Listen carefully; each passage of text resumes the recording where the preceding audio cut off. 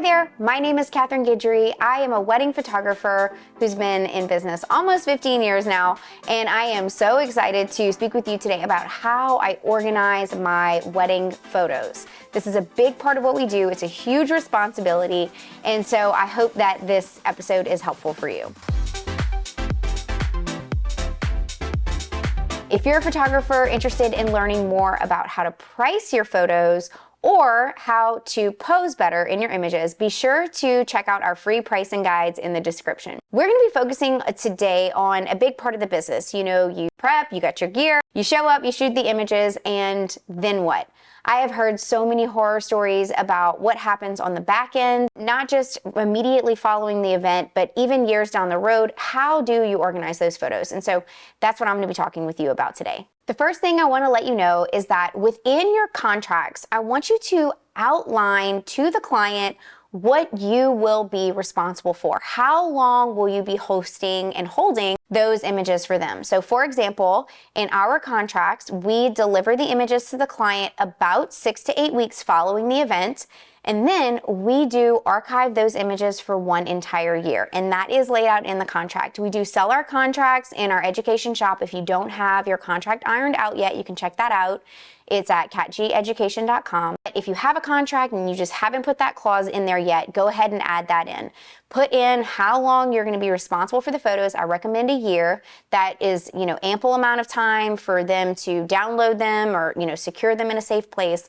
And then at that point, you'll be released from that responsibility. Recently, we have started using an online system called pictime. I have a coupon code here. I'm going to list at the bottom of the screen. So if you are interested in using pictime, you can give it a go, 1 free month. But we use pictime to host our images. And one of the really cool features in pictime that we've discovered recently is that you can opt for your clients to add on a year or 2, or however many they want in perpetuity for their cloud backup system. So in other words, their online gallery is up for 1 year, usually around the time of their anniversary, maybe 6 to 8 weeks following, because that's when their gallery went live. At that time, the gallery will come down. However, one really cool thing that pictime does is that it emails them leading up to the expiration of the gallery, and it offers them the ability to extend the cloud hosting service. So kind of like Dropbox or Carbonite or any of those online backups and hosting services, pictime will allow the client to keep their images online for a fee. We, as the photographers, do receive a percentage of that fee, and you, as the photographer, can set that in your settings. They'll give you a recommended amount, and you can adjust that. You can make it higher, lower, whatever you feel comfortable with. And so that cloud backup system has been really cool. Every now and then, I'll have a client reach out after their gallery has expired and ask for the gallery to be put up online. Maybe they didn't download them within the year, or they forgot, or had too much going on. And so what we do is we charge a reactivation fee, which is equivalent to 1 year of hosting. At that time, they will have the gallery online for another full year.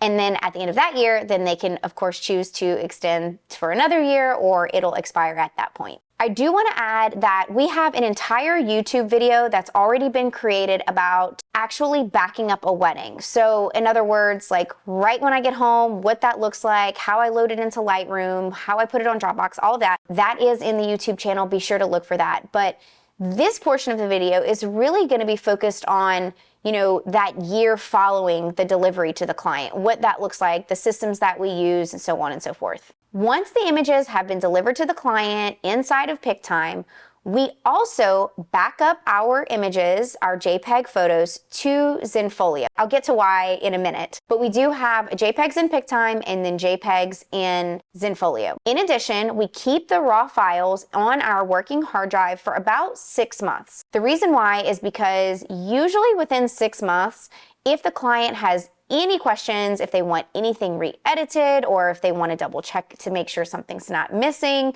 they will reach out to you within that time frame. I really can't think of a time in the past almost 15 years where someone reached out after that time. And so I feel like 6 months is a really good amount of time to hold on to your raw files. If you want to be even extra safe, you could keep them for a year. Storage is not as expensive as it used to be.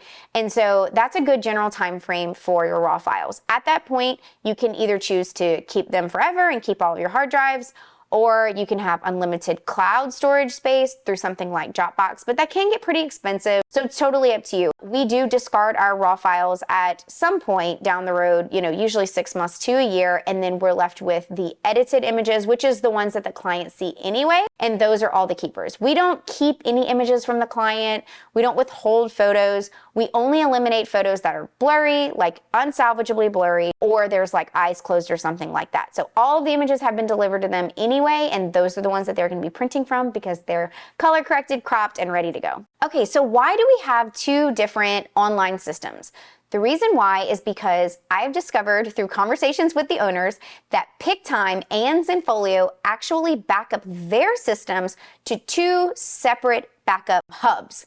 And I don't want to say which one goes to which backup system because I might get them confused and I don't want to give you guys the wrong information. I do know that they use two different backups. And so in my mind, I just loved the idea of having, both Zenfolio and pictime. Zenfolio has a great unlimited storage fee per year for their JPEGs, and you can even store raw files and videos in there. So Zenfolio really is super amazing, but I love pictime as well. And so let me dig in a little bit as to why I love both of these systems, and maybe that will help you determine which one you want to go with, or maybe you can do like us and have both. So I especially love Zenfolio in addition to the great rate that they offer and, the ability to upload video, which pictime doesn't allow. I really love Zenfolio because they have an app that you can put on your phone, and it makes downloading photos to the phone super easy. So when I'm uploading to social media, whether it be, Instagram, or I'm still new to TikTok, but TikTok, it's really nice to be able to just download your images straight from the app to your phone. Pictime does allow for this, but I feel like for me as the photographer on the back end, the app has been the easiest, quickest way to do that. We love pictime on the other hand because I think it creates a really great user experience. Pictime has a beautiful client-facing aesthetic. It's very clean, very minimal. There's a cart system so clients can print there. Zenfolio does offer the cart system as well, but it takes a lot of time to set up and make it look good. Pictime just pretty much looks good right out the gate. If you do process albums and book orders for your clients, favoriting images is very simple through pictime for them. They literally just click the heart, and then on the back end, you can go into the workflow and see which images they've chosen. So that's also really easy. The only downfall that I have with pictime is that sometimes the password system can get a little confusing and clients get locked out because they don't really know to reset the password. And so if I ever run into a situation where the client is having a lot of trouble, or maybe their mother is having a lot of trouble, then I do use Zenfolio as a backup. So that's another perk of having two systems. Although you can share your wedding photos with a client through something like Dropbox or WeTransfer or something like that, I do believe that at this point in the industry, we're in 2023 right now, I feel like there is almost this expectation to have a gallery system, and there's a ton of them out there. Pictime and Zenfolio, Pass, Pixie Set that you can use as well. So, do your research and figure out the one that works best for you. But I do think that having these systems is really great. It allows your client to very quickly and very easily share a beautiful online gallery with friends and family. That gallery can also be used to, download photos if they purchase the digital downloads. Often there's the ability to print for them, so you don't have to handle every single print order. We do process our own books and albums, but if it's just like one 5x7, I actually enjoy when the client can just do that on their own. It saves us a lot of time, and it gives them the ability to get beautiful, high quality prints. This process is very passive, and I definitely recommend setting it up because you're going to find yourself at the end of the year looking back at all of your sessions and weddings and realizing that you made a lot of extra money on those products without any extra work. The work has been done. The images have been taken, they're uploaded, and then from there, they can decide what products that they want. You may be an in-person sales photographer. We do most of our work with clients from out of state or in-state who don't really have the ability to meet. I know even for me, I have a young daughter and another one on the way, and so it's really hard for me to have like in-person sales meetings during the evenings, and so this system has worked really great for us. One thing that I do not recommend is using CDs, which I don't even know if anyone even uses that anymore. I used that when I first started my business, and even USBs. We used USBs, the beautiful like wooden engraved USBs, for a long time in our business. And what I found was that about 3 to 5 years down the road, clients were circling back to us and they were saying, hey, our USB isn't working anymore. I keep putting in my computer, I'm getting an error message, and I don't want that. What if something happens to me, or what if something happens to the business? Like, I want the clients to have their images, if they've purchased them, to have them backed up on their smartphones and computers. So we actually made the decision to eliminate USBs altogether and just focus on the cloud systems that they can download from if they've purchased the digital images. Okay, so that's what we do when the images are ready to be delivered to the client. I hope this was helpful. I'm gonna pop up that pictime code again here for you to save 1 free month if you wanna give it a try.